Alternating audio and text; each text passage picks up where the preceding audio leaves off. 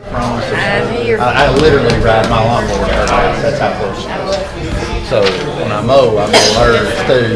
And I told Brenda, I said, I gotta mow the but I'm gonna wait till it's cool off a little bit. She said, well, there she is. I started off at 2:30. I got home. I thought I was just like, he would have been just sitting.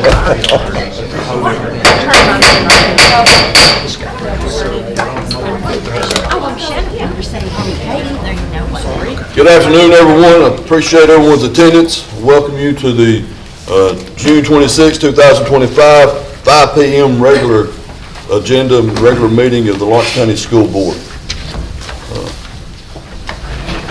We're in our summer session, and I hope all of our teachers and our kids are enjoying their summer break. I know summer school is going on, probably getting close to being ready to wrap up with summer school. A lot of projects taking place throughout the summer, and we'll have an update on those here in a moment. But before we go any further, we started a segment a few months back in Lawrence County School Systems to recognize character. We in Lawrence County School Systems, we're not only proud of and strive for academic achievement, strive for athletic achievement, but we want to make sure that we're raising a generation with good character traits. And so because of that, we set aside this time at the start of every meeting to recognize a student of Lawrence County School System and give that student the floor for a moment just to talk about a character trait that's important to them. Today we have Easton Goolsby, who is a sophomore at Lawrence County High School. And Easton will be coming and sharing us a character trait that's important to him. The floor is yours, Easton.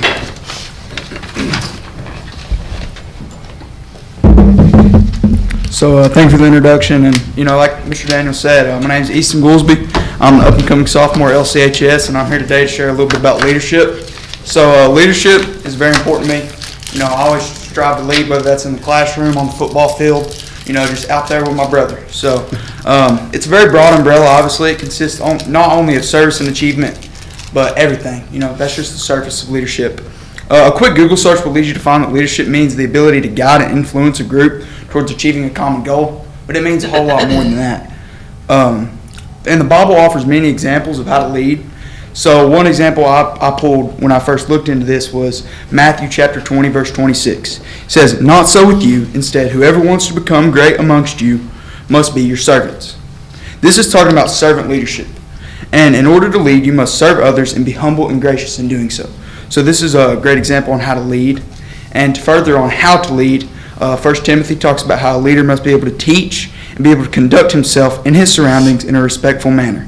This idea of a righteous leader is also furthered in Titus chapter 1, where it talks about how a leader must be trustworthy, hospitable, self-controlled, holy, and disciplined. Now, throughout the Bible, Jesus showed this leadership throughout his whole life. And in the book of John, Jesus washed the disciples' feet. This is a great example of how even the greatest man to ever walk the face of the earth washed his disciples' feet. He was serving his people. Now, this provides a great example on how to lead with not only humility, grace, kindness, and integrity, with the sole purpose of furthering God's kingdom. So, as I conclude here today, I want to encourage everyone to lead like Jesus. Thank you for your time. Let's pray. Dear Heavenly Father, I thank you for letting us come here today at this meeting. Dear Lord, just be able to spread your word and just be able to share what we're passionate about. I just pray that everyone, can just get through this meeting and just get home safely tonight and just be able to worship you through everything that we do. And I just thank you for sending your only Son, Jesus Christ, down the cross for our sins. In your name we pray. Thank you. Thank you, Mr. Goolsby. Appreciate that. Servant leadership is certainly we need to make sure we're promoting and doing more of. So I appreciate, Mr. Goolsby, your thoughts on that. Now I would ask that everyone please stand and we recite the Pledge of Allegiance together. I pledge allegiance to the flag of the United States of America and to the republic for which it stands, one nation, under God, indivisible, with liberty and justice for all. Thank you. Ms. Jessica, please call roll. Adams. Here. Alexander. Here. Daniel. Here. Dryden. Here. Jacobs. Here. Rochelle. Here. Shannon. Here. Watson. Here. Weathers. Here. 9 present. None present, we have a quorum and the meeting will proceed.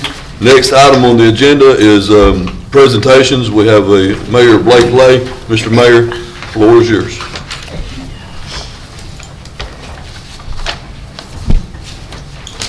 Appreciate the ability to come in front of y'all today. Not really a presentation, though, really more of just a thank you and to talk to you a little bit about the relationship that has been ongoing with the city of Lawrenceburg and Lawrence County school systems. It's been a wonderful relationship. I want to say one, love the leadership. That's great. Glad to see young people coming forward and doing that. Graduated Lawrence County High School myself, so anyway, appreciate it. But really want to talk about the communications and stuff. Me and Mr. Atkins work very close all the time together, and I really wanted to come in front of y'all today and say thank y'all for the working relationship that we have with y'all. It makes it so much better. We have a very close working relationship with the county, as you might know. That is the exception, not the rule, in most places in the state of Tennessee. Most of the time, cities and counties don't get along very well, and we're blessed to be able to do that, which makes all of our jobs so much easier in getting things done for our citizens. Was actually in a meeting yesterday and had several mayors and county mayors together, and all of them were complaining about either their city mayors or their county mayors not being able to do and work together. And a few school boards came up in those conversations too, but I'm pleased to say that that's not the norm here in Lawrenceburg and Lawrence County. We get along and do projects together. You can go as far as just look outside the door in the tennis courts and the pickleball courts that we brought. I think y'all are even maybe hosting the regions and the districts there. Other things we're working on with y'all, the new lights for the football field.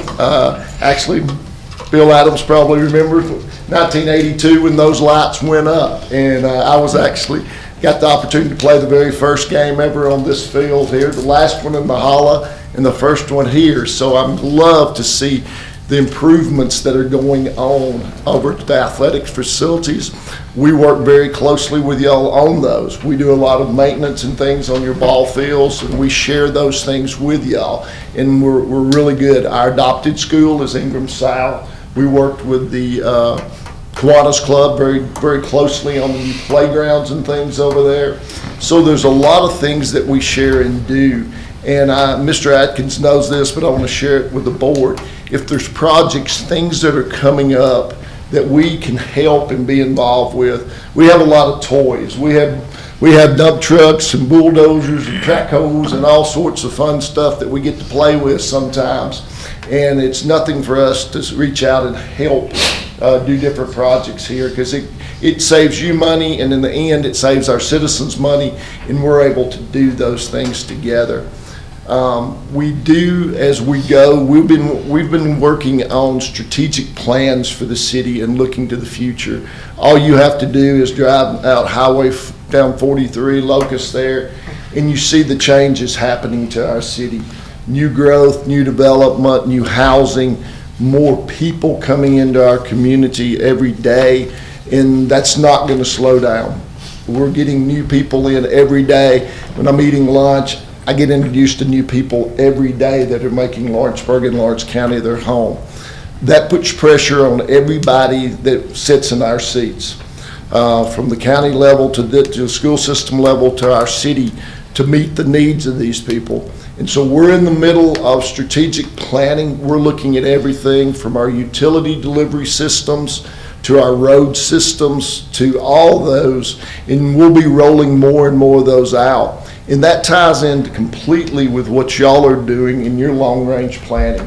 As y'all look 5, 10, 15, 20 years out for where your schools, what you need to build, how you're going to deliver the students, and the different things that are involved in our education system. Proud to call y'all are one of the best education systems in our area. I mean, we hear people talk about it all the time. We have people moving here to put kids into our system. So whatever y'all are doing, keep doing it, because it is working, and those things are happening. But I really, not to go on too much, but I do want to open up if there's any questions or things that y'all would like. This is more of a conversation than a presentation. And again, I wanted to just say thank y'all for the things y'all do every day too. So if anybody has any questions about what's going on in the city, Mr. Adams? Economic development, there's a lot of talk about that, and we discuss economic development as the board. And, bringing to the table what the school system needs to bring to create development. Can you speak to that? Well, again, we're very positive right now on economic development. The structure that we have through Ryan Egley and our Chamber of Commerce is a unique structure in the state of Tennessee that TVA, along with ECD, Community Development, will tell you. They use us as an example of the way to structure yourself. We have one point of contact that represent the city and the county and our utilities all together. And right now, the county reached out, bought another 100+ acres that's already a site certified. That's north of town, right across from Threet Farms, if for anybody. We also got $5.2 million from TVA to run the utilities to that. So you'll see projects going on with that. And right now, anything that even comes close to fitting Lawrence County and Lawrenceburg from the state of Tennessee, we're getting a look at. We had about 3 visits over the last 2 months looking at our property to the north up there. So that growth is happening. One of the first questions they want to know, I take Magna as an example. Magna wants to know where our people are going to live, what they're going to do for fun, and how are their kids going to be educated. And so it's all a pie. If you want to think of it as a pie, it's very important. And you've got to be able, Magna made $160 million+ investment in Lawrence County. Now think, just sit back. That company is a $47 billion company that's 360 some odd plants around the world that literally can go anywhere they want to go. And they chose Lawrence County and Lawrenceburg, Tennessee. And when you're checking those boxes, it's so nice to be able to tell the story of how all of us get along and how we're able to solve problems together. Mr. Atkins knows I've called him, what can we do about this? And literally he answers, or he'll call me, can we do this? Can we move that? Call David Morgan at the county side. And it's working as a team, and that's the most important thing about all of this, is being able to make things happen and move quickly when you're recruiting. If somebody comes in from out of town that's looking at your community, and it goes all the way down to, these people will come in and send people in and will go into your restaurant. Well, tell me about Lawrenceburg, or tell me about Lawrence County. They'll go to gas stations and pull in and just talk to people, tell me. And it's all sales across the board. If they run into somebody in a convenience store that says, oh, we don't like this, or we hate this, or the school system is bad, or all that, it can make an impression, because they really want to do, when you're investing the kind of capital that these companies are investing in it, you see it. Prime example of a company that's going to expand again is Flexco. Flexco, they came in, fell in love with our community. He's looking at adding another building. Blinkman combined a company out of New York and out of Mexico. Exact quote, they didn't think places like Lawrenceburg ever existed. They were ever able to get our labor force, get the labor they needed. Everything was there. And something else y'all can all be proud of too, stats that we get to throw around about our kids and the product that y'all are producing. 38% of our kids work while they're in high school. 38%. National average is about 16%. That's special. If you start working young, you're going to continue those. You're developing habits, and those habits, good habits or that. So that was even one of the selling points as we're talking to companies that we use. And again, it all ties back to the quality of our workforce, the development of our kids, what we've done, our connection with our college, what we're doing with Columbia State, UT Southern, and all of that. And it says something too, the UT Southern thing is really caught on too. I do a lot of work with them, and right now, they just hit 1,200 students. That 1,200 student mark was not supposed to be met until 2028. 30% of the kids going to UT Southern now, including my son, my youngest son, are Lawrence County kids. So we're keeping our kids. What we wanted to make happen here, we're keeping our kids here, getting them educated there. And a lot of that starts with y'all. So, yeah, appreciate Great, it. yeah, it's great. I've got a question, or since I've got your ear, I've been on the board almost full 2 terms yet, but I've kind of envisioned, and don't know that we've ever seen it happen, but I know the city government falls underneath your shoulders. So we're heavily involved with the SROs in every one of our schools in the county, sheriff's department. But with the new hospital or the new medical facility going north of town, I guess I'm trying to get to, I would love to see a collaboration between all entities and a full-on mass casualty exercise to see how to prepare. Sheriff's Department, city police, ambulance, firefighter, everybody, all hands on deck maybe during the summer, and do I've heard about these things, I've read about them, I've seen them on clips, but I don't know that we've ever done one here in Lawrence County. But what's your thoughts on, from the city side, of y'all's entities supporting, I know they will, but Well, yeah. getting that training and getting everybody together for that? Take you back a little bit. In 1999, when I was mayor the first time, we turned around, and one of my concerns, one of the shootings happened, and I sat down then with Mike Bottoms, who was DA at the time, and said, do y'all have plans of all your schools? Do we have plans? And I asked, at that time, I was sheriff and that. No, it wasn't something that ever was. I said, we need those. Now, with fast forward to what's happening with technology, the other things, we are working on a project together right now on GPS mapping of every classroom and all of the program that we're looking at for our government buildings, all of that, even our ball fields. If you had a shooting and I tell you it's at Rotary Park, where do you go? Okay? So we had looked at this back right before COVID. And the sheriff and Terry Beecham had both talked about getting together, using maybe Lawrence County High School as what you're talking about, a training ground. Some of the plans had been made, and then here comes COVID and everything stops. But we're in full support of that. You prepare for the worst and hope for the best on any of these things. But as a city, we are doing those kind of things and working with the sheriff's department. And I'm sure Mr. Atkins is going to brief y'all more and more on some of these things that we've been working on. What was that, 2 months ago, we sat down with the sheriff and Mr. Atkins and our police department and began laying out some strategies. I know y'all are moving to do the emergency tip. It's all that's another piece of this total thing. What we're understanding is that system will communicate into this system too. So you'll be hearing more and more about it, but we're 100% on board for that. I would just like to see, like I said, the full spectrum of all the cogs moving, even taking casualties to a medical facility and getting the full thing, what it would look like to get everybody involved, that training.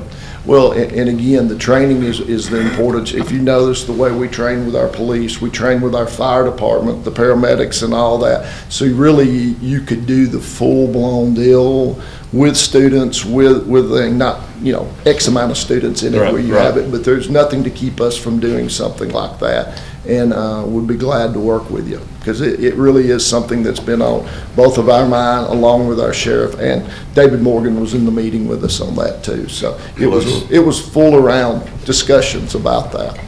Well, that's great to hear. And Mr. Mayor, appreciate, from the board standpoint, appreciate the city and what they've done to help us out in many projects. And again, that just echo your comments, that relationship that we have, that the city has with us, and their willingness to always support, we're very appreciative. So thank y'all very much. Thank y'all for letting me come speak with y'all. Any more questions? Anybody? I'm sorry. Yeah, all good. Thank you, Mr. Mayor. Thank y'all. All right, next on the agenda, capital projects updates. We have Doss Brothers, and we have, we've already heard from ESG, so we have Brad Slater. So let's go Doss Brothers first.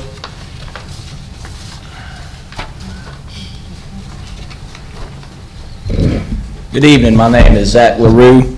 Usually Tyler Doss would be here giving this update, but he is out and abroad and wasn't able to make it back in time, so I'm filling in and I'll try to do the best I can.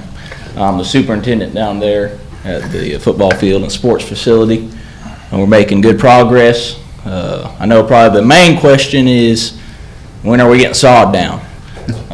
We were originally planning on having that sod down last week, the beginning of last week, but as you all know, it rained all last week for the most part, so that stopped that from happening. So now the new plan on the sod is next week. The rain that we had today hindered that a little bit, but we're still looking good. As long as we can stay dry from over the week from now through the weekend, we'll be able to get sod down next week on the field. All the irrigation is in the field, so all that we like is the sod.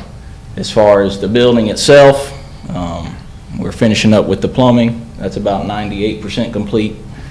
The HVAC will be finished up next week. All electrical work is done except for putting some plugs and switches in. So building is going real good. What we're really pushing for is dry weather and the sod. All the paint, I don't know if anybody's been down there, but the painting is about 95% complete. The roof will be completed. All the gutters and downspouts and roof system will be on next week as well. So we're on good track with the building. Football field, we're on track, but wishing we were a little bit further along with it, but we're still good right now as far as the timeline on getting the sod down. Any questions? How long does it take for the roots, for that to root up? My sod guy said if we can get a good 30 to 45 days, we'll be good. So we're, First game is August 5th, right, or 9th? is that the middle school game? Middle school game. Middle school games first. Yeah, August 9th, right? Yeah, that's, I guess that'll be up to you all if you want the middle school to play on that, but that's what we're shooting for. That's what I've been told is August 9th on that. We're talking about that in school, middle school. Okay, so there's a backup plan. Yeah, we may have to. So, okay, Mr. LaRue, I was up there today walking, and on the football field, I saw what appeared to be a drain on the home side. What should have been a drain, but now it's full of mud. And I'm thinking that drain drains down to the, anyway, because of all the rain, because of all the loose dirt, those drainage, are they all full of mud, or how are we gonna get that cleaned back out? It's still draining out today. I went down and looked at the pond where everything empties out to. It's washing it all out. That silt, usually don't have no trouble with that. Okay. Yeah, yes, sir. Okay. Yeah, it looks great. We're really excited and hoping, we continue to push hard to meet our timeline. Yeah, we're pushing all our contractors to the limit. A lot of them been working over the weekends in the building, so. Do we have electricity yet? Not yet. Our inspection for the rough end, for all the overhead, everything being pulled in. Everything's pulled in. We had our inspection today. We passed the inspection today. So either tomorrow or Monday, we'll get it power hooked up and on inside the building. Okay. Any questions? Looks nice, I went down there. Thank you. Yeah, looks great. Thank you. All right, thank you. Brad Slater's crew.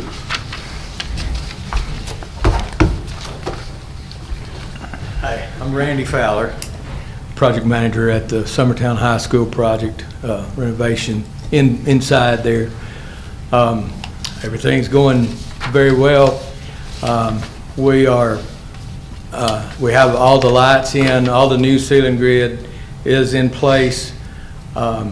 We're concentrating on the circle. I know you guys are familiar with the layout, and we had to install a joist system inside that circle so that the new drop ceiling grid could be hung there. Okay. So that's already in place. I anticipate my guys to start sometime this next week on hanging that grid system in the circle.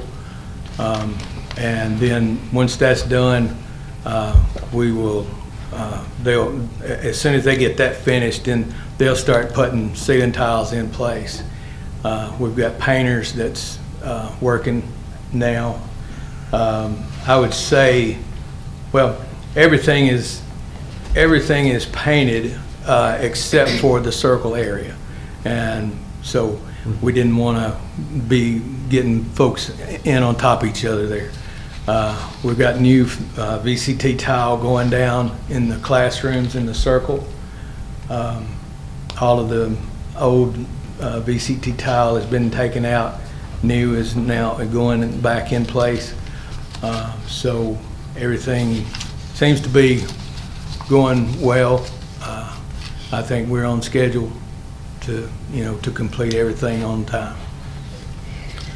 The paint in the circle, I looked, and I think Mr. Atkins mentioned to me, but so we had peeling issues, so we're doing something a little bit different to make sure that the paint adheres to the block. Yes, Mr. Tucker and I have talked about that, and we've got a fix for that, and we're working on that now as we speak. Okay, so now when's the teachers come back into the building? What's the last, is that 28th, 29th, whatever that Monday is, 28th, they can be there or not, it's optional. 28th to 29th. Or half a That day's was optional. that's our completion date is July 29th. Yeah, so I toured around the school today, and I understand there was some waiting on some abatement issues, and now that that's clear, and I saw your guys in there laying the floors today. I think, it still looks like we're on time and meeting, but looking at the calendar, we're going to have to get in there and get after it. I mean, it's because Mark, correct me if I'm wrong, but not only y'all have got to complete, but then when they get completed and go, we've got to get in there with our custodials and wax all the floors that get laid, and they can't do their job until y'all are out. I understand that. And so now, I mean, you're we're 1, 2, 3, we're 4 weeks out from that date. And then also, I think Mr. Burleson made mention of internet and I know intercoms were going in, but internet, and Mr. Hobbs's team was up there pulling internet. Is that, because right now is the time to get all that done, so you're not having to remove ceiling tiles. Are we tracking on that? I don't believe the E-rate dollars have come in. What's there is already still there. We'll just pull it back down out of the ceilings, move it back up. So we don't have to pull new cables anywhere at this point.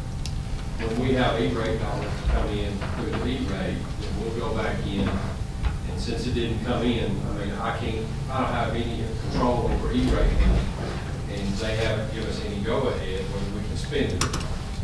They have to the end of July to do the final, whether they're going to give us that money or not. So if they do, fine, we'll go ahead and schedule for later on, weekends and that kind of stuff. But if not, all we do is put it back just like this. So is that upgrading, that E-rate, is that upgrading our internet cabling, or, okay, That's upgrading everything in the whole campus. okay. Yes. So I've been up there, and I think you folks have done a great job of moving and getting that. So you walk into the high school office area, down that hallway towards the circle. The grid is already in place. The walls have been painted. The work you did in the Ayers Foundation Trust room, that's done. The hallway down, what was called the band hallway towards Career Tech, that's done. Our guys are doing the restroom work up there. We get into the circle right before you go into it. That still has to be painted. Yes. The ceiling tile put in, floor tiles going in, and then painting of the classrooms. What else is there that I might be failing to see or missing?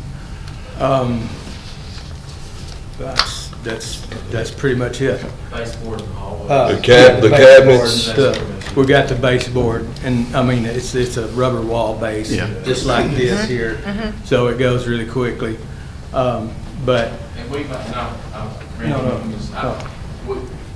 once they move out of the hallways, once they get their ceiling tiles out of the hallways and do all their stuff, focus on that circle, probably what I would ask Mr. Fowler and them to do is to hold off on the baseboard and let Yeah. us wax the floor, then they'll come back behind us and put the baseboard. Larry Brown and I Yeah, we've talked already about had that. that. We've- Yeah, and also, you know, once we get the ceiling tile in those hallways, which is the large majority of the project, you know, we're finished until the county maintenance department goes in and strips and waxes, you know. So once we get the ceiling tile in, we can be out of that area and just focus in the circle area. So they can be working there. In stages. Yeah, they can be working there while we're in the circle part. So, you know, it's not like we're gonna be completed, you know, and out of there before they can do anything. So, And they're currently laying the floor tile in the circle? in the circle. And there's 10 classrooms, so 19 I believe classrooms? that's right. I think it's 10. So how long, Mr. Fowler, does it take them to put down the floor in there? You're talking about like per room? Yeah, if you did, yeah. Well, it's kind of hard to put a number on that because it's going to depend on how many folks is working in a given day. But I can get back with you on that and give you a number or give you a more accurate number. Let Mr. Tucker know. Okay. The cabinetry and like the science lab, I know too, we pulled all that furniture out. We're going back with what came out of it? No. New cabinetry come in the middle of July. Okay. And is that our team installing that stuff or the It's totally different. different company? Okay. Okay. Yeah, it looks great, and what Mr. Atkins said, y'all have done a great job. Thank you. It's really looking good up there. We're excited to see the finished project. Just continue to do all you can to push and make sure we meet our timeline and even beat it if we can, because the quicker you can get out of there, the quicker our teachers can start getting their rooms and stuff prepared for the summer. So thank y'all very much for the work. Any last questions for Mr. Fowler? All right, thank you, sir. Thank you. I believe that is all the project updates. Is there any other that I'm overlooking? Is that everything? I think that's it. ESG was already here. Yeah, ESG was already here. All right, next item on the agenda is the public comment section. It is our policy, Mr. Hubbard, most of our policy states that the public can come and sign up to have comment on an item that is on the agenda. However, tonight, since you are here and we've got time, I will not deny you that. I will make the exception, but please know, and the community knows that for this public comment section, this is supposed to be pertaining to what is on the agenda.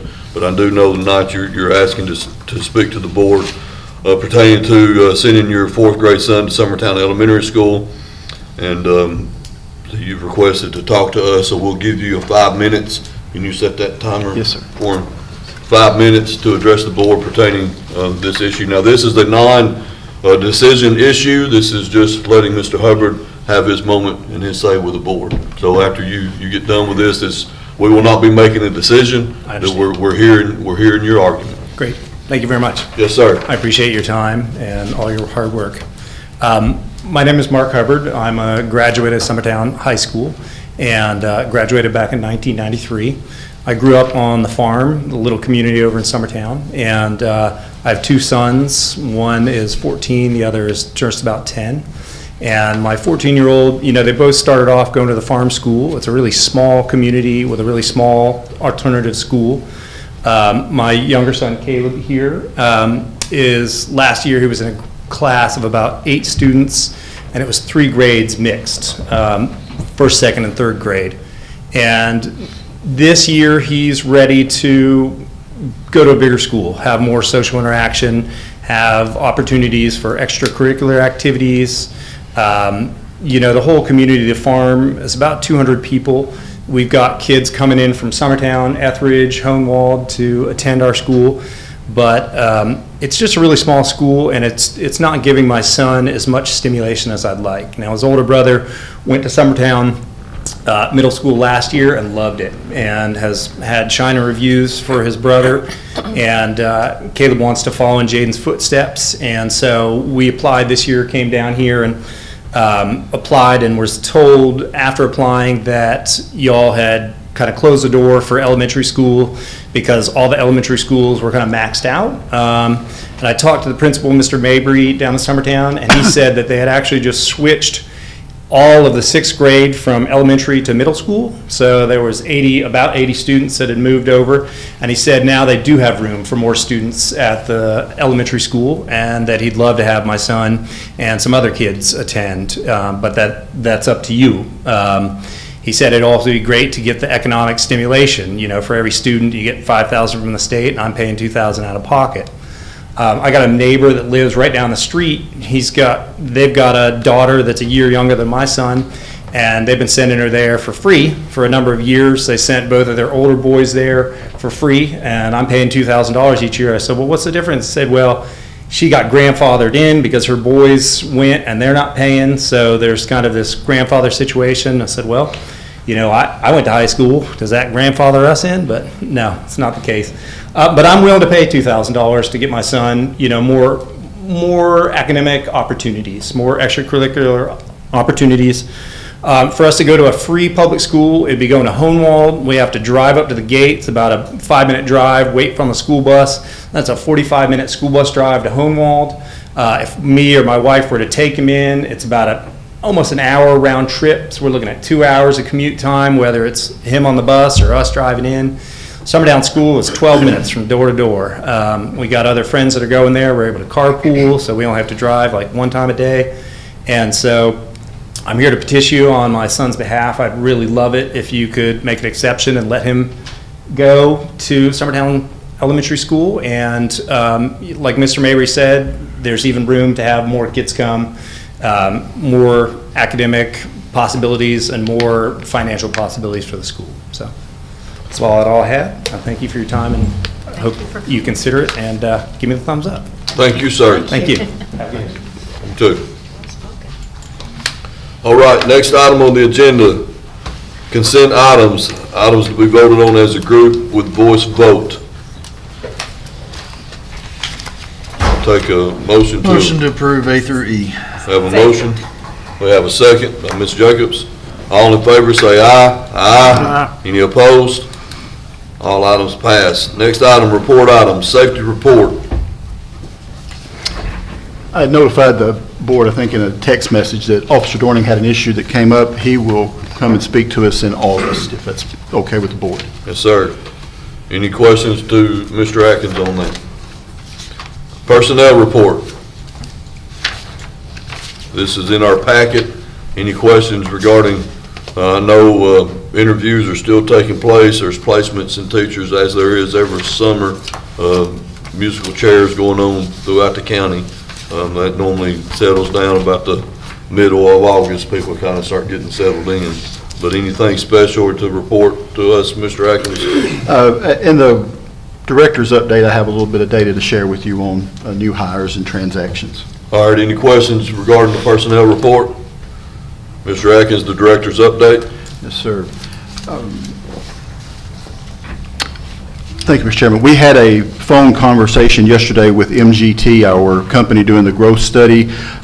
You may recall that I asked them to go in and look at zoning, how they could redraw boundary lines, look at the data, and they've been working on that. They presented a preliminary yesterday. I've asked them to continue to look at that for us, and we'll have another meeting with them next week. But the data look good, but as we asked them to look at something, their expertise will say, we can do that, but just keep in mind, if you do that, you might have an issue created over here. And so they talk us through that process, but that work's ongoing, and I'll share more with the board as I learn more.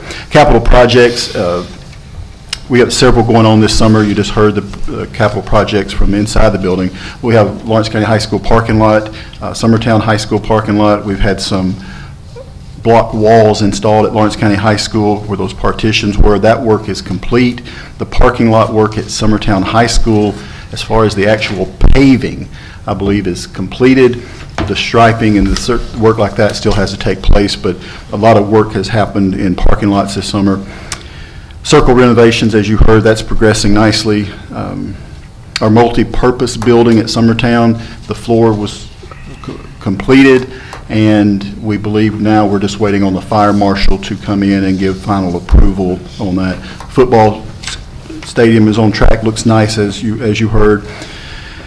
An item on the agenda for the board tonight is a 3 to 4 year project list of capital projects that Mrs. Elledge and myself, Mr. Tucker, and listening to the principals and put together for you. You'll see that that's a long-term plan to address challenges that we have to continue to improve our schools from the curb appeal. Food service this summer, our food service program participated in a federal program where they fed students in the month of June. I think they did it for 3 weeks, maybe 4 weeks. That program fed 45,000 kids in Lawrence County.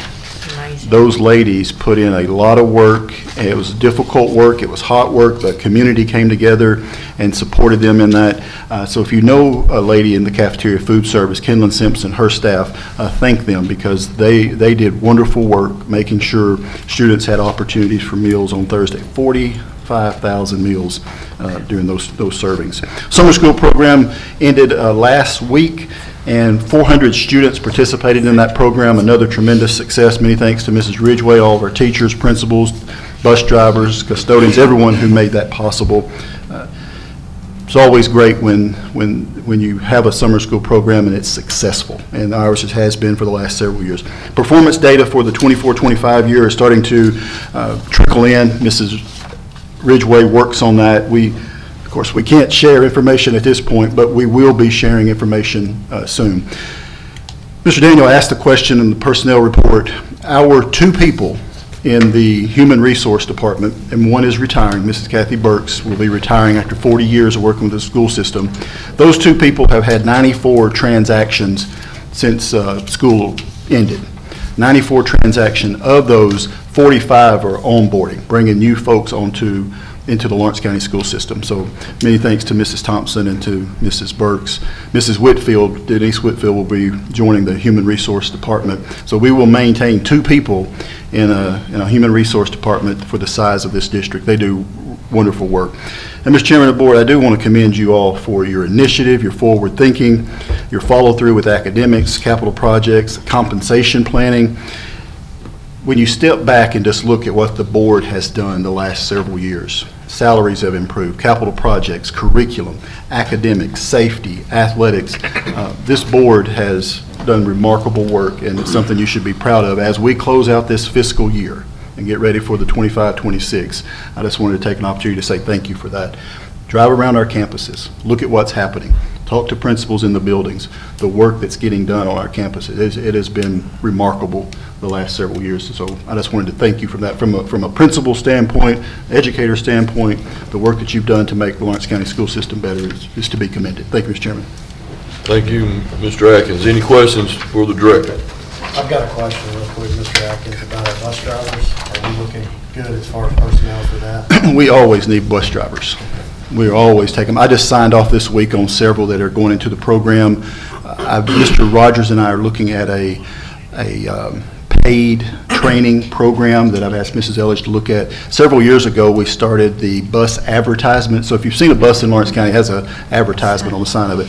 We use those dollars to fund some of our bus attendants, and we use those dollars to help motivate our bus drivers. And we're looking now at using some of those dollars to pay them while they're training for us. There's certain points in that training that they would be compensated, but that's another step. We did the Tier 2 drivers a few years ago. I think in the last 3 years, we may have had to cancel 2 bus routes, 3 bus routes, something like that, where we were canceling weekly, daily. So, but we can always use more drivers. Dr. Shannon, we'll be happy to sign you up. Yeah, Get you getting in right there. on it. No, a question on that is they're still doing the 100 hour, it takes 100 Oh, yeah, hours on the yeah. online classes. Yes, That's yeah, kind of been yeah. a deal breaker for a lot Yes, of them. yes, and I think that's federal or state. I think State it- yeah, mandated, yeah. And I think it's good to like utilize those funds Yeah. while they're training, because sometimes there's no incentive for that. That's right, So, correct. Yeah. But yeah, I like that idea. Any other questions for Mr. Atkins? Okay, LCEA, I don't see any representation here. Tennessee Legislative Network, Dr. Shannon. Yeah, so Public Chapter 494 just came into effect, so we no longer have to, when we're recruiting for educators, we no longer have to hit certain goals. I seen, Mr. Atkins, you sent something out on that, so you're already tracking that. Another thing, the next General Assembly's a while off. It's going to be January 13th, 2026 when they meet again.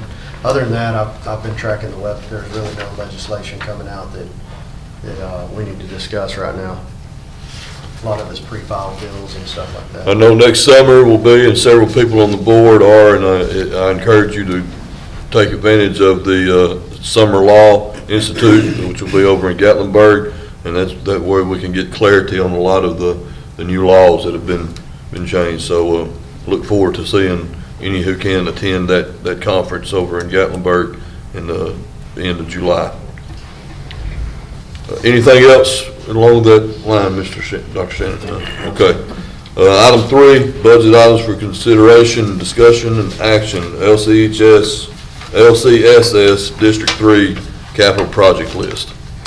Mr. Chairman, before you, list of projects that Mr. Tucker, Mrs. Elledge, myself, and again, talking with the principals, capital projects over the next 3 years will be prioritized, on safety, and then we'll work our way down to general maintenance. So there's parking lots in there, there's roofing, there's some security issues, safety concerns, multi-purpose building. We have a list of projects that we'll prioritize per the board's request and send in the weekly update once we get those prioritized. This is that list we reviewed in the retreat session prior to the meeting? Yes, sir. Great, okay. Any questions along that? Education Freedom Scholarship Act. Is there something to, is this to approve all of these? And then To just set do? the funds aside, what I would look for is just a vote from the board to set these funds aside into just a set aside fund for capital projects, and then we can come back with more detailed costs of when as we're we gonna- move forward with this. Okay, so For we you need guys to, to approve each individual project So at that basically, you're time. wanting us to earmark the money and. Correct, All right. yes. I'll make a motion, we earmark the estimated dollars set aside for these capital projects. I'll offer a second to that. Wait, we have a motion and a second. Any last questions or conversation pertaining to these projects and the earmarking of the funds? Please call roll. Oh, I'm fine. So you're talking about all of A through, No. Ms. Alexander, the Yeah, retreat okay. agenda, the 13 items that we talked about during the retreat. okay, I got it. You know, where we talked about the parking lots and the roofs. Taking notes on the wrong paper, okay. Okay. Any other questions? You good, Ms. Alexander? I got one. Yes, sir. What happens if the roof costs more than is estimated on here? Then they will have to come back and we'll have to approve. Okay.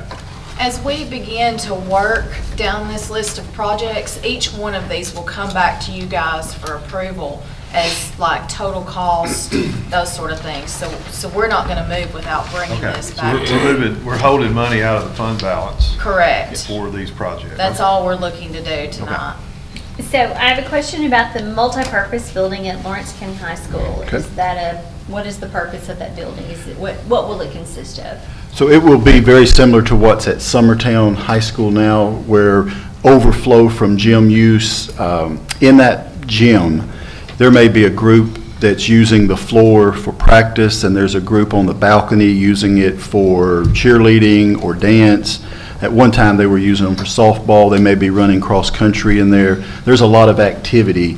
There's extracurricular clubs, band that could be in there. When someone has the floor, folks have to wait till later in the day, so this would just give them an overflow. It's not a competition gym. It's built for, it will be built for them to just use for overflow. So if somebody needed to do band practice in there because it's raining outside, they could go in there if somebody else had the floor.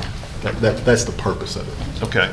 Now, at what point can we disagree on some of this? Like, When it comes back before the board Okay. as a project that says we want to move forward with this. okay, and ask for plans and so forth at that point, okay. Now, right now, from my understanding, all we are saying as a board, all Mr. Rochelle's recommendation is that we set aside, earmark this money out of our fund balance that would cover these estimated costs. Okay. So that when we get ready to move forward, we've got that money set aside for that. Is that a true? Okay. And that's my assumption, that they come back in front of us for final approval. Okay. Any questions? We're not approving that Hey, you're it's not gonna be appro- done. Yeah, you're not That approving- Money will be available Right. when we do. Purely earmarking the money so that it's not spent on other projects. Right. Or this, which they know, this is they know. We're not approving any project to be work started or completed. What is, I'm sorry. Yes, ma'am. What is the dollar amount that is recommended that we keep in fund balance? It's a percentage of your operating costs. Okay, And okay. so that is, It's 3% of your operating cost, which is about $3 million. And we're over 7. we're in good shape. Yes. We're in good shape. Okay. Thank you. Any last questions?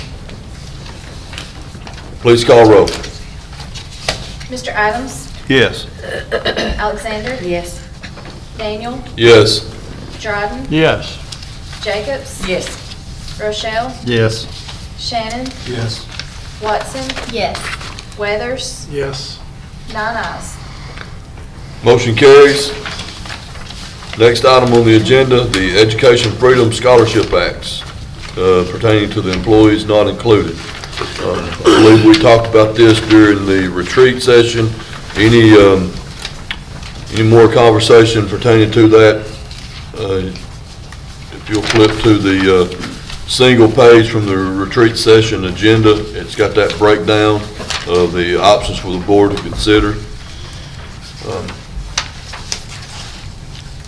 During the retreat session, Mr. Atkins did say if he was going to make a recommendation, bonus option number 4 at $1,250 for this, $1,250 for administrative staff, $750 support personnel, costing us around $425,000 for the bonus option there. But we've been talking about this for several months now, I think, since all that got approved. But are we ready to move forward with a recommendation?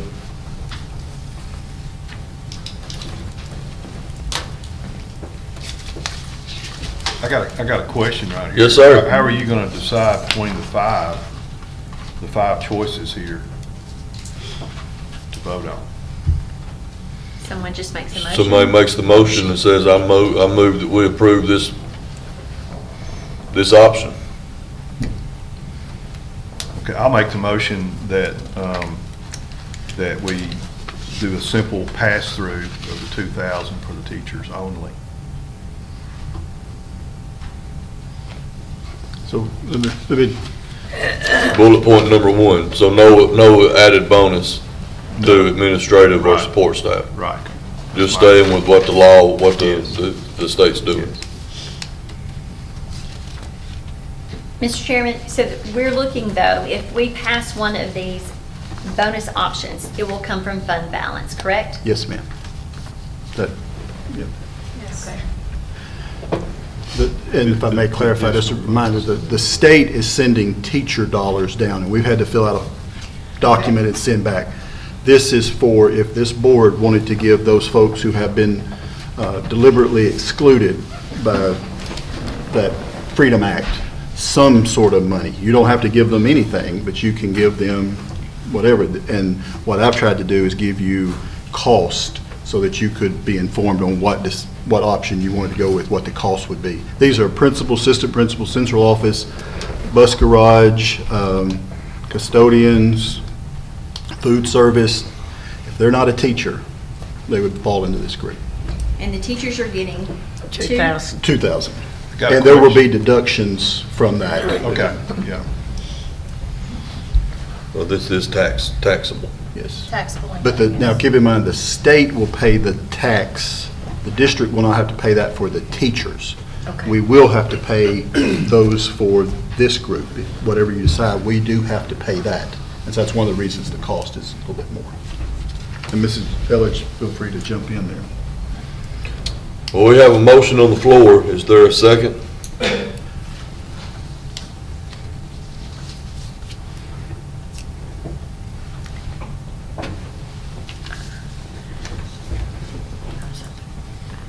No second to that motion. Motion fails. I'll entertain any other motions. I make a motion that we go with option one. I believe that administrators and they deserve at least what the teachers are getting, as well as a little bit of a bonus for the support personnel. So that would, is that what you're Option bullet, one, yeah. which is bullet point number 2.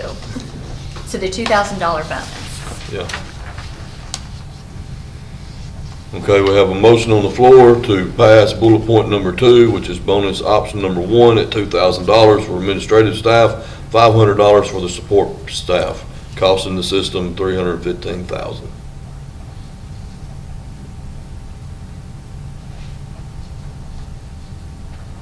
Looking I for have a a question, second. is that right? That's it.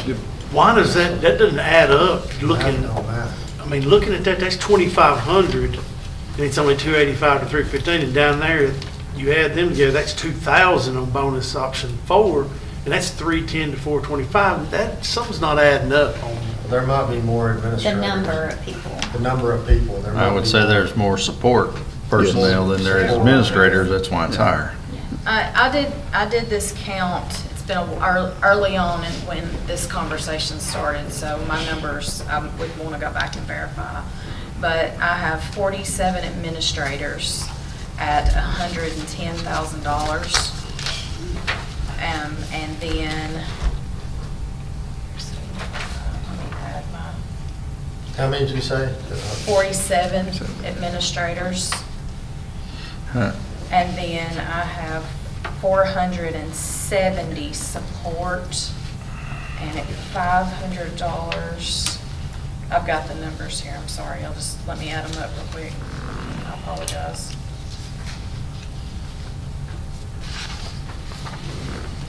293,000, so at 110 plus 293, that's $403,000. And what option is that? That's option 1, bonus option 1 that Ms. Watson made the motion on. That's for you. So that, it's that 403. 403,000. Okay, so that's quite a bit more than. Yeah. And Mr. Atkins, you recommended, from looking at it, you recommended which option? In the.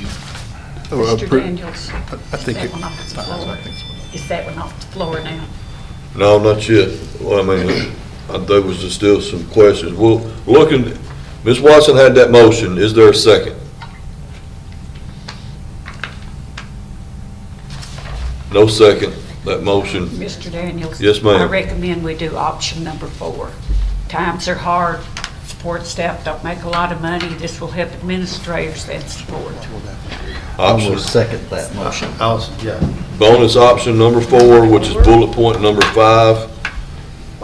Is that correct? Yes. Yes. I think it's. And we have a motion by Ms. Jacobs and a second by Mr. Rochelle. Any last conversation pertaining to this? I just want to say, Chairman, that really the state representatives put us in a bad spot here. Yeah. And I this is 100% not our agree. fault to have to vote for this, and unfortunately, we spoke, I spoke to my legislators on both sides, both districts. They didn't have a dime to think about it. They didn't care about my opinion. I know many others who said the same thing. It's really putting us in a hard spot if we want to be good stewards with the taxpayer dollars. But we got to think about our people at the same time. And we are one of the biggest employers in this county. And these are people that bust their tail every day, and they don't get noticed. So it's very unfortunate that they set us up to do this.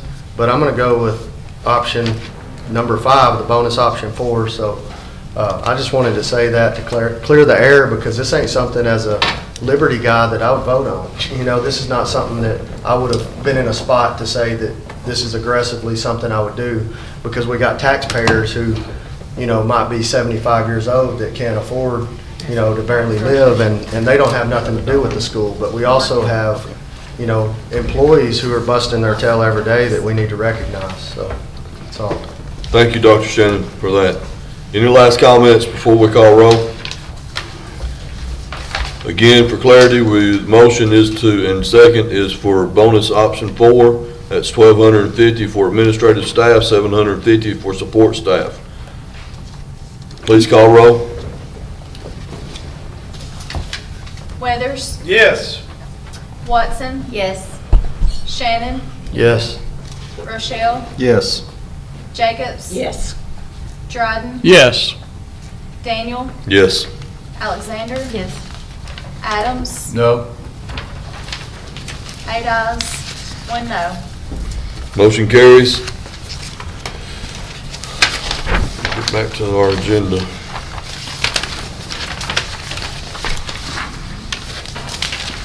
Next item C, janitorial bids.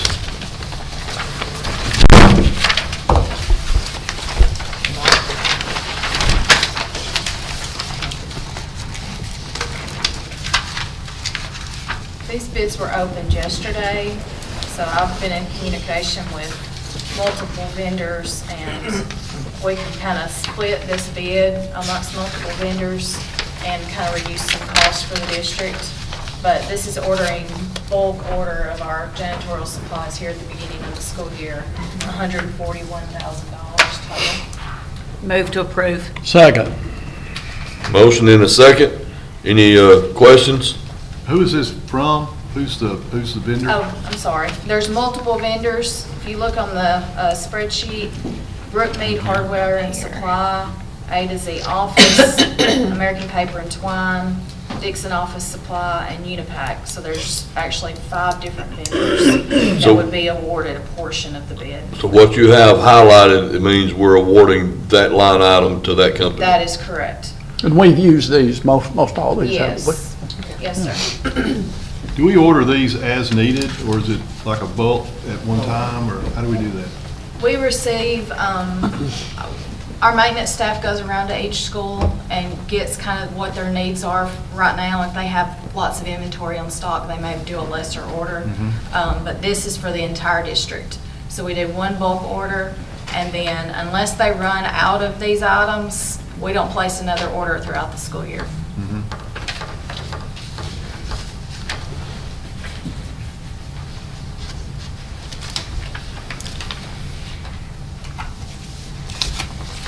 Jessica, can you explain, looking at this, go down to toilet paper. Yes, sir. Okay, we're awarding to Brookmead Hardware Supply, and they've offered a $46.89 per case. Right. But the Kelson, or however you say that company, they're offering $46.39. They are, and I did put a note down here below. I've worked with Kelsan for the last 3 years, and Okay. I've had multiple issues. Okay. And so I've got email documentation and things where I've communicated with them, and I did not feel like it was worth our time and the hassle involved to save, like in that case, $300. Okay. Yep. Excuse me, what's the rules on the bids? Is it best bid, or is it low bid? It's lowest and best. Okay. Yes, sir. It also, we have Brookmead last year for that? Yes. So sometimes it involves, and I don't know in this case, you would have to change all of the holders out again. You change. Different style. Well, and our bid specifications say it must meet our current dispensers. So we do spec that and verify that every year. Okay, so we have a motion and a second. Any other questions? Please call roll. Adams? Yes? Alexander? Yes. Daniel? Yes. Dryden? Yes. Jacobs? Yes. Rochelle? Yes. Shannon? Yes. Watson? Yes. Weathers? Yes. 9 ayes.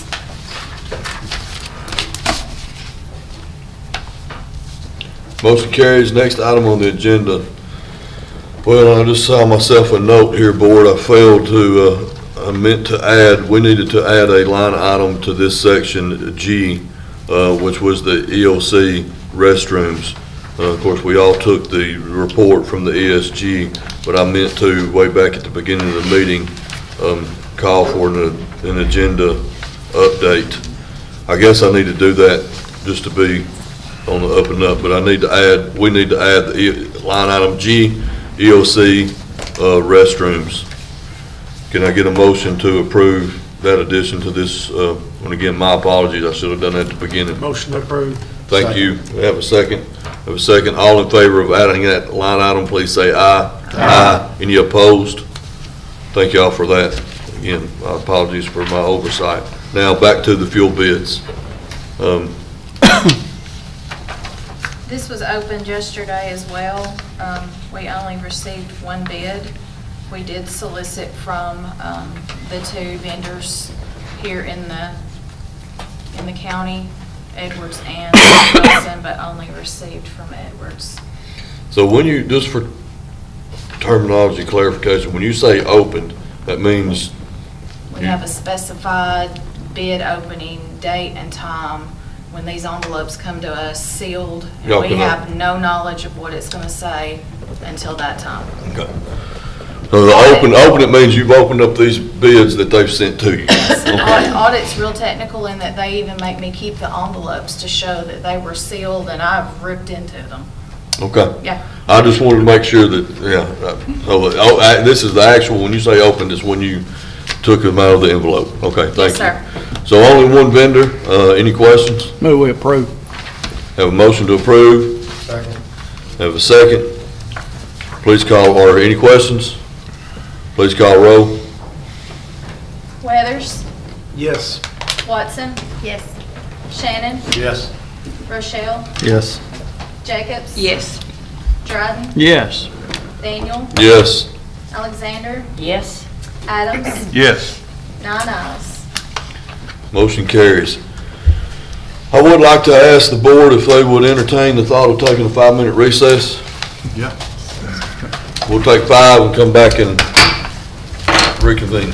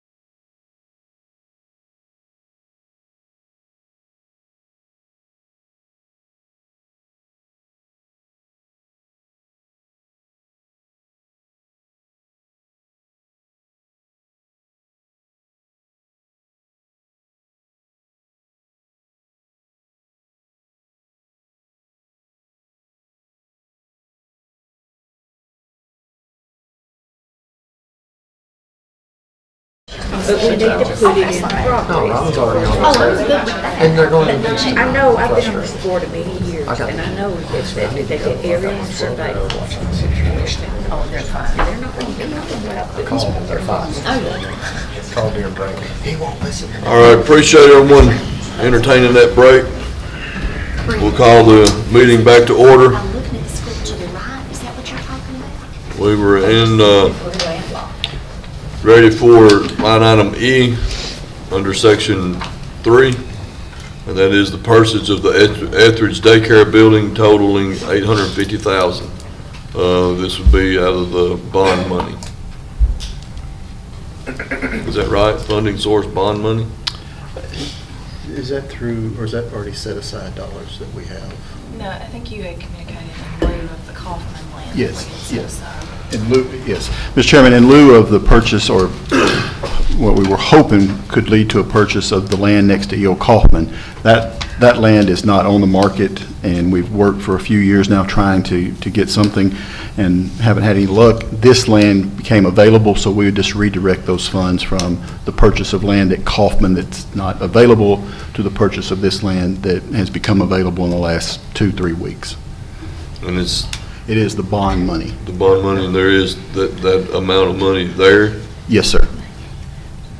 Okay. And we did have conversation along those lines in the retreat session. I'll open up the floor for any more comments or questions. Let me talk about, maybe a question here, talk about money. I don't want to completely ditch not buying property around E.O. Kaufman. So I want to make it clear that, or understand, if we did choose to buy the Etheridge property, is that saying we're not interested in the Kaufman property? I don't think it, not in my opinion, it's not. Okay. So if it happened to come up available, the Kaufman property at some time later on, we would consider. I think the board would still have to Right. consider purchasing, if any Okay. time property come available around E.O. Yes. Kaufman, we'd have to consider it. Yes, I agree. Okay. Yes, Ms. Jacobs? Oh, go ahead. Go ahead. No, Brenda, go ahead. All right, Ms. Watson, you said you go first. So, I would like to make a motion. I would like to make a motion that we enter into negotiations with the owner of this property with the understanding that we will have a special session to vote on an official purchase price that is fair to all involved. I believe to that motion, Ms. Watson, and I mean, we can continue forward with that, but Mr. Atkins just sent him a message and asked him bottom dollar, and he said that was his bottom dollar, but it just, that's not to say we can't go that route. There's a motion on the floor, is there a second? So do we, I know at one time, and I'm just asking this purpose, do we have to have a motion for just in-depth discussion? No. So we don't have to do that anymore? No. Okay, all right. So I guess my question, sorry I wasn't here for the treat, and I'm sure all this was asked, so forgive me for being redundant if I am. Is needing the space, the rooms and all that inevitable at Etheridge? So, make sure I'm understanding.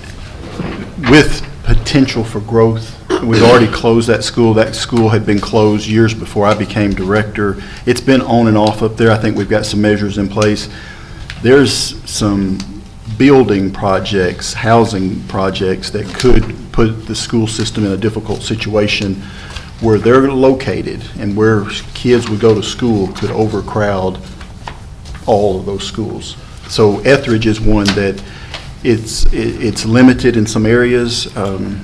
So we could use that property and make some adjustments up there to alleviate some future problems. Second part to that is, with the study that's going on and that you mentioned earlier, talking about zoning and all that. And again, I know that's information that we're still seeking, but when that's done, do you have any sense of when the per se lines are drawn, how that would impact? Not concrete, no. We've gotten, we had a meeting yesterday, a phone meeting with the company, asked them to draw some lines for us again, and they're trying to balance the enrollment at each school to be within the utilization capacity of that school. Of the current? Of all schools. So when they move a zone or a boundary from the east to the west, and it could bring in, well, one example was we asked them to highlight one section. They did so, it was 76 students, that if they move those 76 one way, it leads to significant overcrowding of that school. But if you move them this other way, they can adjust. So they're working those numbers, if that's making any sense to you. We've asked them to work that process for us, to give us a better idea. Some zones may increase, some may shrink, some may expand into other parts to offset crowding issues, future crowding issues. Ms. Shacklet? If I understood the principal right now she has people that's having in closets, don't have space to do their job. From what she said, we actually need it now. Yeah, and then so I understand what you stated, Mr. Atkins, and then your response to Mr. Rochelle is that if we had this room, that would change the boundary, the zone boundaries, could potentially change the zone boundaries, because now you've got more room to accept more kids. Exactly. It could definitely impact that area. That zone could be expanded to pull in more kids and pulling kids off of other schools. So yes, more space does give us a little more room to negotiate zoning lines, boundary lines in the future, most definitely. I have a question. Yes, ma'am. Anybody done the tabulations to see with the rooms exactly how many students this building will accommodate? But we believe on something we gave you tonight. Well, I see 4 classrooms. That's one of the buildings, correct? There's 2 buildings up there. There's 2. Yes. And one looks like it's, The larger one that we're talking about, we could get, we believe, 5 classrooms in there. Now, if you go in and add gang restrooms, we still think we could get 5 classrooms in there. So those 5 classrooms in there would free up at least 4 in the 1984 building. And that 4 allows us to bring on, we keep class sizes 22, maximum 25. That's 100 students that could be brought in there. It would give us the capacity. Now, we wouldn't want to do that, but I think 75 to 80 would be probably a more realistic number. That's not including, okay. yeah, that's not including your what you talked about, your UDL and your speech and all of that, right? Getting your speech out of that's who you got in the closet. Yes, sir. And So what, and I'm sure this was mentioned earlier, what is the estimated additional after purchase to retrofit it to what our needs are? Well, let me just say this, if we want to, put just say if you said, let's put the 6th, 7th, and 8th over there. Well, there's going to have to be some serious renovations over there. Gang restrooms would have to go in. The capacity there would decrease a little bit. If it's the elementary, the younger kids, the need for large gang restrooms would be minimized, though it might be needed. I think that would give us what? I'm going to go back, Mr. Give me your question, make sure I'm. The question is, if purchased, what additional? It could be probably, we'd say around 200,000 maybe. And it depends. Are we wanting a different kind of door put in? The safety issues, the concerns that we might have, I would say we could see probably $200,000. And it's on a slab, right? It's straight on the concrete, right? So plumbing, we're gonna have to, there's a big issue with plumbing to get I don't think 200 would touch it. No, that's if we had to do certain restrooms. Do you have a question? I'm hung up on this front building. I'm concerned about the age of it. It's been there a long time. It's just been fixed up on the outside. I don't know what you get into when you got into that building. It's been there a long, long time. It's a concrete block building. Okay, we have a motion on the floor to go into negotiations with the property owner. 7,000 square feet. Did I see that? 7,000 square feet. Yeah. Yes, sir. That's not that take down all the walls. Is there a second to the motion? I'll second it. We have a motion and a second. Any other comments, questions? Can we restate the motion just for clarity? Please. Do you want me to restate it or Jess? Ms. How Ellis? did you get it down, Jen? I put enter into negotiations with the property owner with the understanding that a special session can take place to vote on the potential price. Correct. Is there anything you would like for me to add, Ms. Watson? Good. No. A motion and a second. Any last questions before we call roll? Only thing that I would like to make sure, we're looking at a piece of property that the county has $305,000. I want Etheridge to have this property and this building, but if we have to gut it or eventually tear it down, then we've paid $850,000 for an acre of property. So I just think we need to be good stewards and think that through. Right. I want Etheridge Elementary to have this. But if we're gonna have to gut it, if we're gonna have to tear it down, I feel like as a board, we need to be very mindful. Yeah, it's a very peculiar Can I? situation. And just not, I'm not rebutting Shannon, but the other side of it that I see is that when the other properties that were purchased north and south for new schools, the price was really, it was nuts at the time. It's completely away from the other locations, and at least this property is adjacent. It is a small overall piece of property with the current location in that, and there's, to be honest, there's not just a ton that you just start going out and saying, well, we'll just take this piece and we'll take this piece. I agree. I think it's high and I think it's overpriced. But the reality of it is that do we need it bad enough that we'll pay for it? And it comes down to, do we need it to the point to where if we have to start literally shifting lines to move kids to go somewhere because they can't go to the school that's close to them. That's kind of my thing. I don't disagree with anything you've said. Sure. I get it, but my thought also is that with the things that are going on in this county, somebody will have it pretty quick, and even with the price that it is, because again, stuff is trending that way, obviously. That's just my thought, so. Isn't there a law about selling alcohol so close to a Yeah, school? 1,000 feet. So is this building okay with that law, with Quick Mart selling? Or do they not sell alcohol? They can't. No, It's that within- don't. They But can't. that one doesn't? That one does They not. couldn't That anyway. It's does. too close to the school. Yeah, I think Okay. that one's, Yeah. Only the one. Yes, ma'am. got it. Miss- I didn't know what that yeah, was. that is I didn't know. that is a law. that- Ms. Jacobs has the floor. County. I know there's stipulations, and I agree, no alcohol, all of that, there's certain things.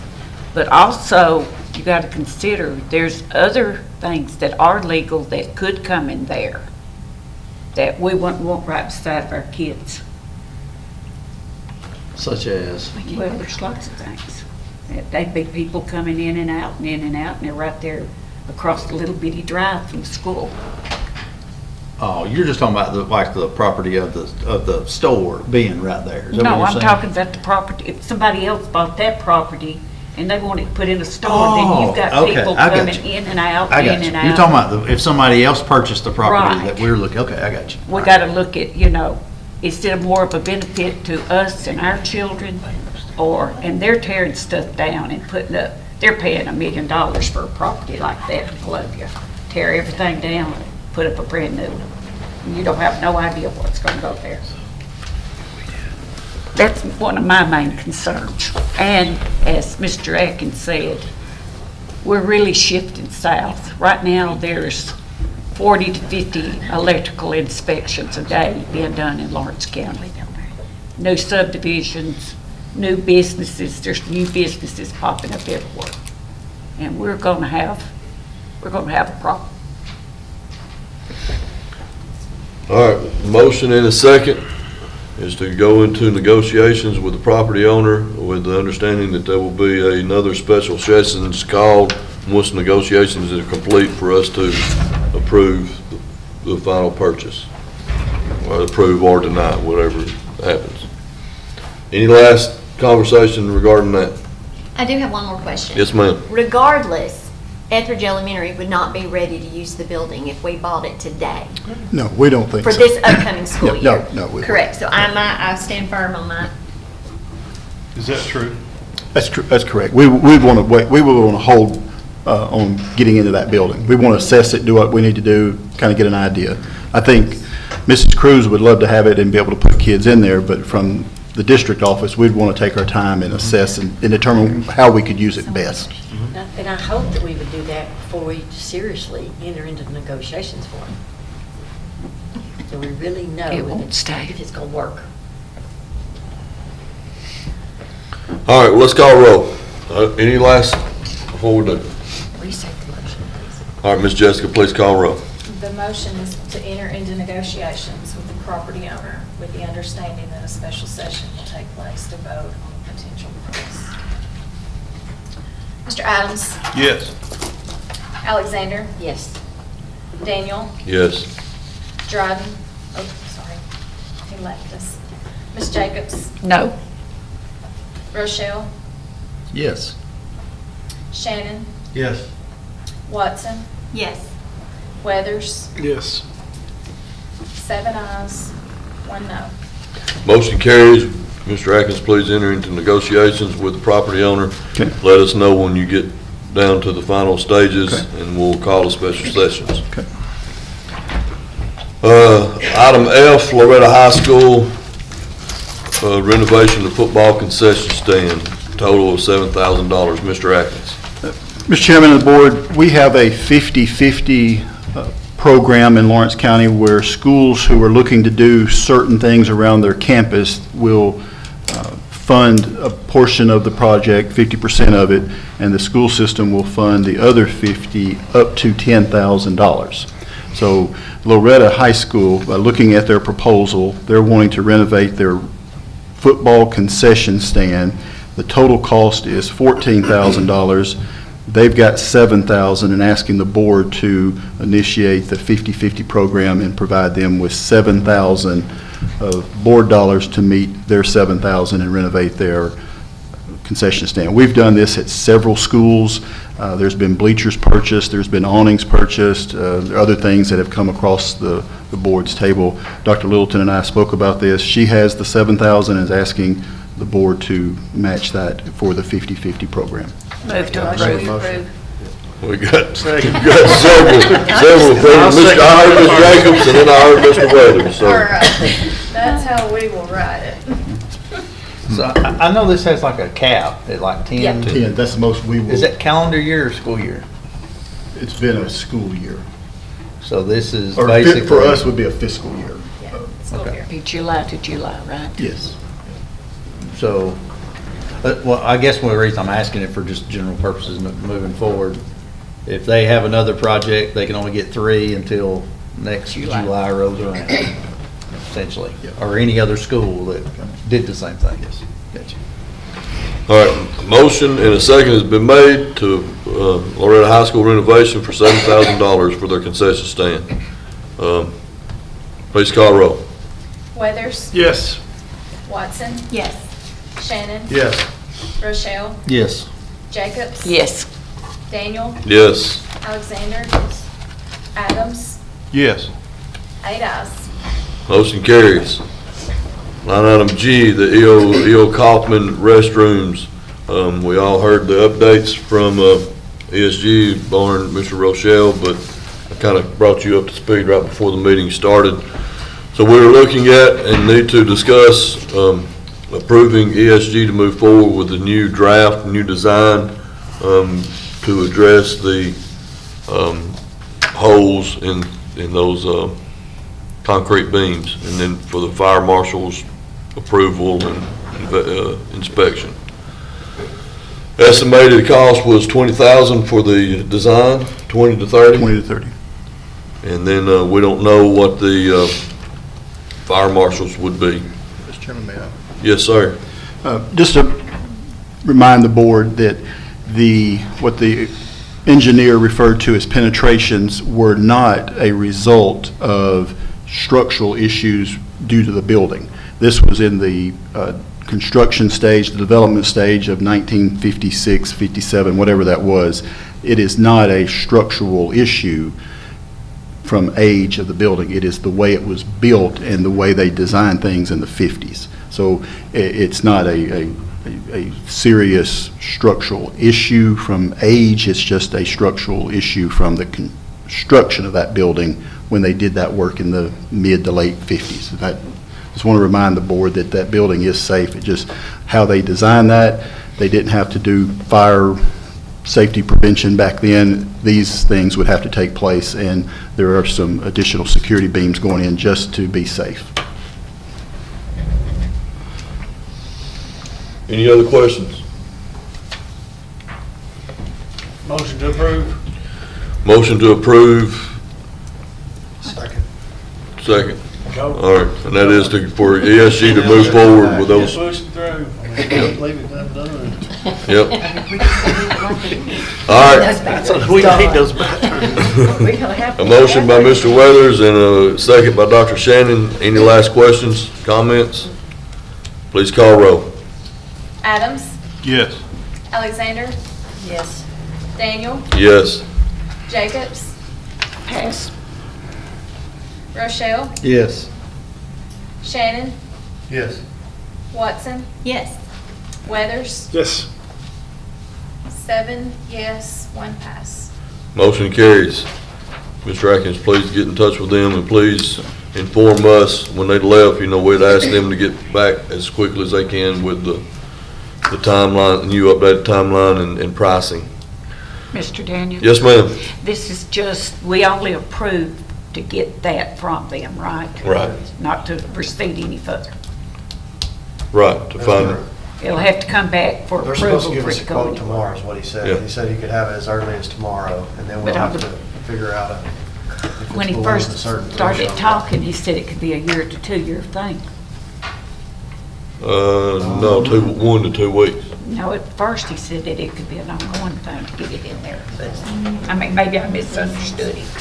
But I think we got a He told letter me he from could have it to you, Mr. Mr. that or it he was said that structurally by sound. tomorrow, so. That was the scope of the work, Scope of work for. The worst. Yes, the cost. Okay. then we'll have to approve that. So we'll have to call special sessions. Once you get all that back, we'll have to call special sessions and hopefully knock out the ethics discussion and the ESG. So everyone, please be aware, special sessions, please. Gotta make sure your calendars are cleared for it. Just don't call it 17th through the 19th. All right, number 4, policy items for consideration. Now, as we move into this, if historically we do a mass approval, but I will inform a board member if you have a question about one that you want to pull out. You know, we have made motions to approve 1 through 12, excluding 4 or 5. You know, we can pull out, or we can go through each and every one of these line by line. I mean, whatever y'all want to do, but that's I make a mass motion to approve 1 through 27. Well, I've got on this first one, it was supposed to be 3 days bereavement, it says 2 days, so that's the only thing I had a question on. I've already looked in the packet though, and I agree with Corey, but This one I had a question on.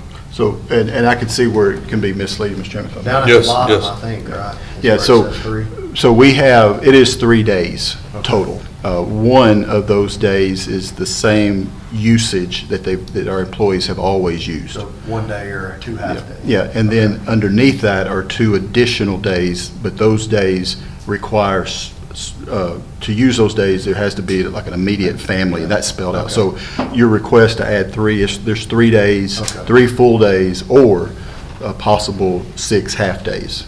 So Okay. Yeah, I think that's at the bottom. So what you're looking at is a working document with several people that we will clean up and send to TSBA if the board approves it. Okay, gotcha. Yeah, I'm good. Corey, you can proceed on that. So Corey made the motion to approve all of them. I'll second. Yeah, Dr. Shannon has a second. Any questions from any board So that's a total member? of 3 days. That is a total of 3 What they have days. now, you're adding 2. We had one, I checked around the counties, everyone surrounding us besides Wayne County had a 3-day policy. Wayne County's voting this month to do theirs as a 3-day policy as a result of conversations that I had with some of the board members about them having a 0 day, so. We had talked about that one time before in collaborative conference and offered an extra day, but it didn't go through. The policy states, Ms. Jacobs, 1 day the employee can use for neighbor Sally down the road. You know, you can do 2 half days or 1 whole days for anybody. The other 2 days have to meet Immediate criteria immediate family. That was what was discussed then. Okay. Everybody understanding that? Everybody, any other questions? Dress code, I always bring this question up every time this comes through. Are we confident? Because it never fails, I get a phone call from somebody that says, why did we approve this dress code? Are we confident that this is what all of our administration teams and everybody is asking us to do? So the only change to that was in grade 6-12, shorts may be worn no shorter than 4 inches from the top of the knee. That, it did not specify male or female, it's just any wearing of shorts. And then the second part of that, the change was, we do not think it's appropriate for folks to wear pajamas and house shoes to school. And so those 2 things will not be allowed. And that's in every school, with the exception of dress-up days for homecoming week, because there was always pajama day. And we had a for high school. group of folks, administrators in, and had a meeting and discussed that. What's the implication on the other, where it talks about their hair? Like, everyone has different hair color now. Is that like, is it distraction, or is that what people go off of? Is it distractive or something? Yeah, I've questioned that too. Yeah, we believe if you're going to have a hair color, it needs to be a naturally forming color. If the human body produces it, it's been allowed. If it doesn't, we've said you can't have that. Okay, no, I'm good. I want to support what everybody asked to support. I just want to make sure that, all right. Motion and second's been made. Yes, sir. Question, I want to talk about attendance, 6.2, a little bit. I know we've spent a lot of time on attendance, and it's been thrown out that we're up to maybe 20%, close to 20% of students at any one time, and 10% of teachers at any one time are absent. And I'd like to go through this and kind of explain to me the policy and maybe some explanation of what's being proposed here. Okay. I didn't understand the first part, 20% and 10%, but I think some of the information that we were given months back is, there's times, what is that? I was about to ask Chairman Daniels for a 5-minute recess. It was the ice cream. One for everybody. It was the ice cream. Yeah, Jerry brought it. They said, man, that board's still in session. Y'all go drop by there and see if they can buy some ice cream. Yeah. They need 5 minutes break. Katie, go get us some ice cream. But please correct me if I'm wrong on that, but there's some high numbers that we're dealing with absenteeism and with students. And the numbers I saw was maybe pushing 20%, and thrown on the table as much as 10% with teachers. So maybe we can talk about that a little bit. It seems It seems out of bounds. And also, is there times when students are encouraged not to come to school? Is there times, possibly around tests or games or so forth, that maybe we can talk about those things? It's really a concern for me that we have such a high attendance, low attendance rate. Well, Mr. Adams, this policy is only addressing student attendance. There is a policy on faculty and staff attendance that the principals can use and implement and restrict staff and faculty members from being off on certain days. This one is only about the students. So in Lawrence County for years, if a student misses school and they have a doctor's note, doesn't have to be their treating physician, it can be just a doctor's note. They come back to school, our policy has been they were absent, but it's excused. And that student could be absent 2 days and get a doctor's note. 3 days, could go to various doctors, could miss 25 or 30 days, but they're all excused absences. And the state of Tennessee still treats them as chronically absent. The state of Tennessee is not concerned why you're not in school. They give some reasons why they will allow us to excuse it, but for the most part, their belief is the school door is open, you should be at school unless you're dealing with the death in the family, military, that sort of thing. So we have high chronic absenteeism because of excused absences. Yeah. And so this policy says either you're at school or you're not.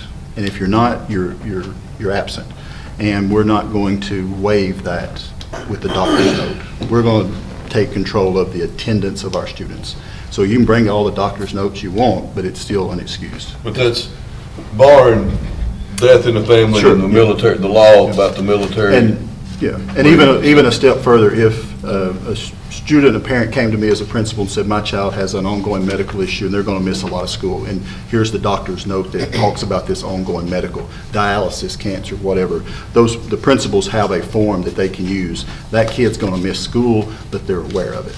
We had one principal report that they had 68 chronically absent students. 40 of those had 20 or better days, and all of them were doctor's notes. So our belief is come to school. And if you bring a doctor's note, we understand, but you're still absent. If you miss so many of those, then there are actions that are going to kick in. You could end up failing the grade. You could fail the course. You're going to be petitioned to court. You're not going to participate in graduation, get your driver's license permit. We just believe it's important. I believe it's important. The door is open. You should be in school unless you've got a major medical issue. A student shouldn't be missing 30 days a year and not be chronically ill. I'm curious, Mr. Atkins, on the truancy side of things, you know, and going to court, what's the percentage of that actually happening and anything happening to parents? Mrs. Cope's here. She Yes, can Cope, speak to that. Thank you.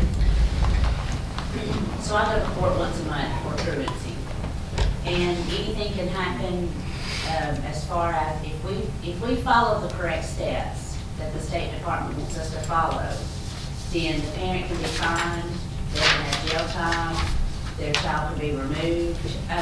But a lot of times, you know, when we get them in there, we find out why they're missing and what the issue is. And DCS does get involved quite often because of situations going on at home. But I think with this new policy, we'll have more support from the board. So on average, what do you see happen? I mean, what do you see happen? If you don't feel, I mean. So what normally happens, is that what you're asking? Yes. Yeah. Well, a lot of times, the first time is kind of a warning. They will be asked not to have any more unexcused or excused, tardies or absences. And when they come back in, sometimes they will issue a guardian ad litem, an attorney that will be looking at the best interest of the child. And like I said, DCS does get involved quite often. And then we make recommendations on our end. Do you feel like it's effective?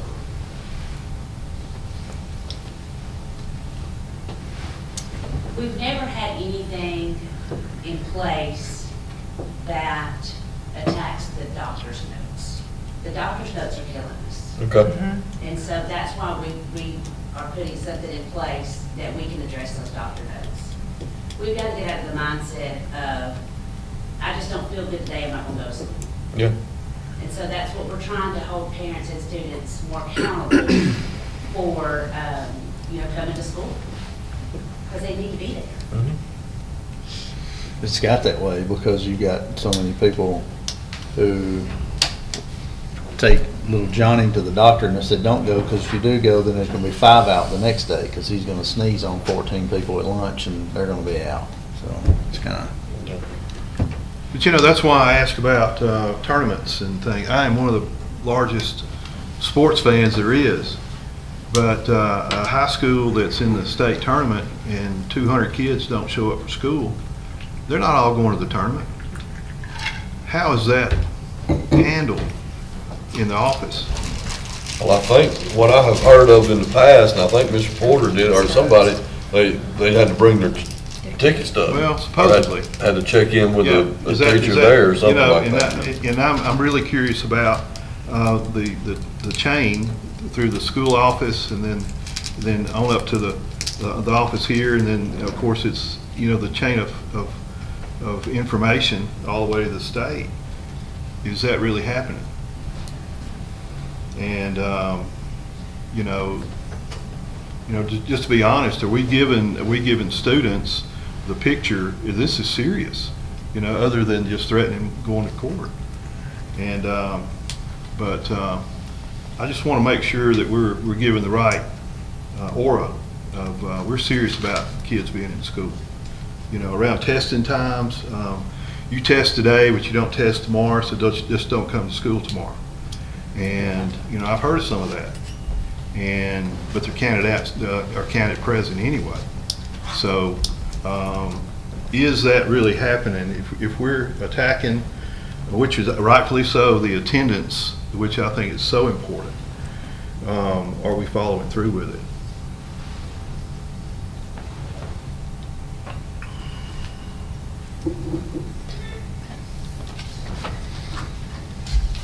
And I know back in the day, there used to be a policy where if you went on vacation and you went say you went to Portland, Oregon, and you stopped and visited the Oregon Trail and took pictures, are they giving excuses so all that's gone too? It will be gone. If it has been a practice, it will be gone. Okay. Yeah, no more excuse, right? That's the way I read it. I just want to make sure I had that specific question asked, so.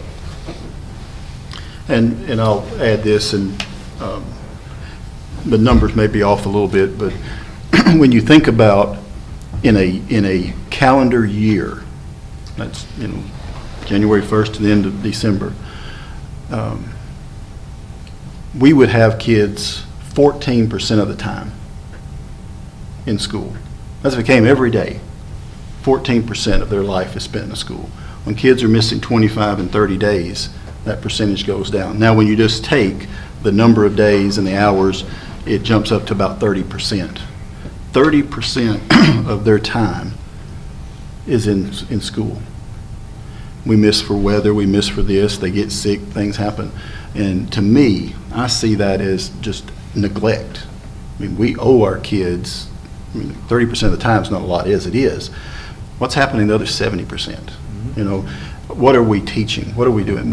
We have folks now that will say to us, I wish you could teach your kids to be on time, which is 15, 20 minutes early. 14% of the time is what we have, and we have them for 12 years, 13 years. I think we need to remind folks that education is a gateway to a better life. There's a law now that get married, have kids, own a home, do all that. Tennessee just passed a law that said that's the pathway to success in this state.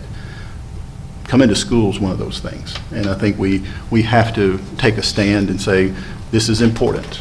This is important to come to school each and every day. And if you've got the sniffles, that's fine. You're going to have them when you go to work one day. We've all gone to work sick and hurt and beat up. I think we, as a group and as a society, we're losing that reliability and opportunity begins at the schoolhouse. I'd like to take us a different direction with this, only because I've just lived through it with two seniors in high schools who have graduated. But that senior year, my concern is when you go this route and say, you know, this second semester of their senior year, the way our system's set up, our seniors are done. They have every credit that they need. They're taking maybe one class, whether it's government or economics. So then they're in a school building for the last semester of their senior year, and they're only there to do one class.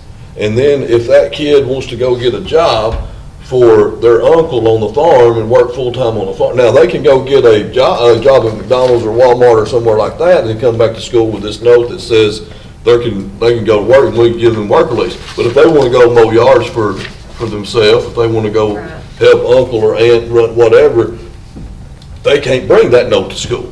So then when they miss him to go work on the farm or go mow yard, whatever, then we're counting them absent.